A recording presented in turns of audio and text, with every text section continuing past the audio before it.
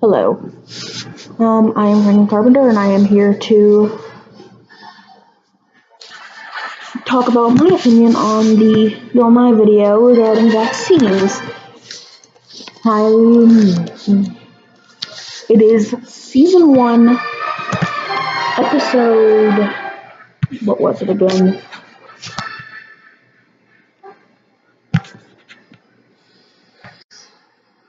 Episode 6.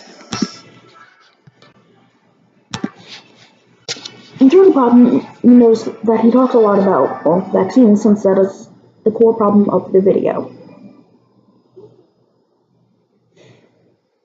Sorry if I take long breaks, and sorry the lighting source and sound's not that good. But towards the end of the video, he ends up asking his panel if they think that it should be the law to have children vaccinated. I'm not going to be sharing their responses, but I will be sharing mine. Sorry. And why it would be important, and why people in general don't do it. But so, the video was about Bill Nye.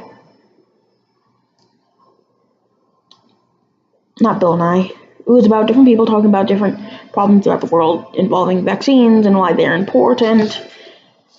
I'm gonna mess with the lighting. And why they're important. Throughout the video, you end up seeing a lot about how people think, since it's not as common anymore because of vaccines, well, they don't think about that part, that they don't have to worry about the problems. They do, because one person is all it takes for a new strain to be created,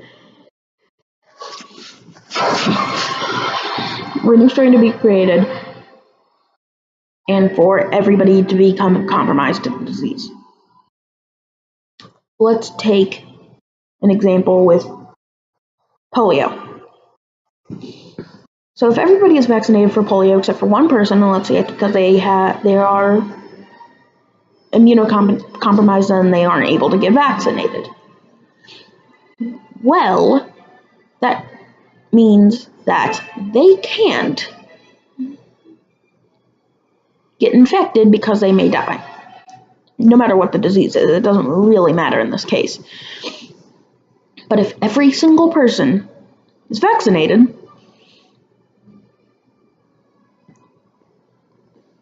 the chance of infection for the one person who can't get vaccinated is lowered detrimentally. Well, what if there was another person who could get vaccinated but doesn't? And they convince others that it's good that they aren't vaccinated. Well, that means more people are more likely to become compromised to whatever disease is present in the situation. Which means that the person who couldn't get vaccinated, or the reason get infected, even though they were formally protected by everyone else since everybody else was vaccinated. This term is known as herd immunity, because one person is susceptible but the other people aren't. That means the likelihood of anybody getting it goes down drastically. It's simply it's not a matter of debate at this point, it's proven facts. And then you'll hear the argument about it causes autism. Well, the person who originally wrote that one article,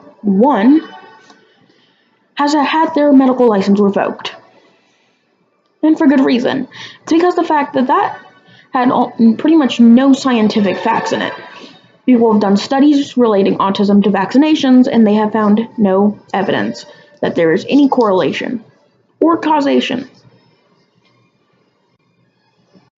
And that is like saying that just because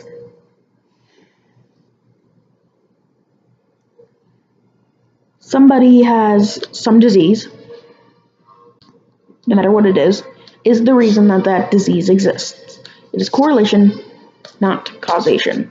But in this case, there is no correlation or causation. There is no facts that the vaccinations can cause autism or that there are any real negative effects other than maybe a bump.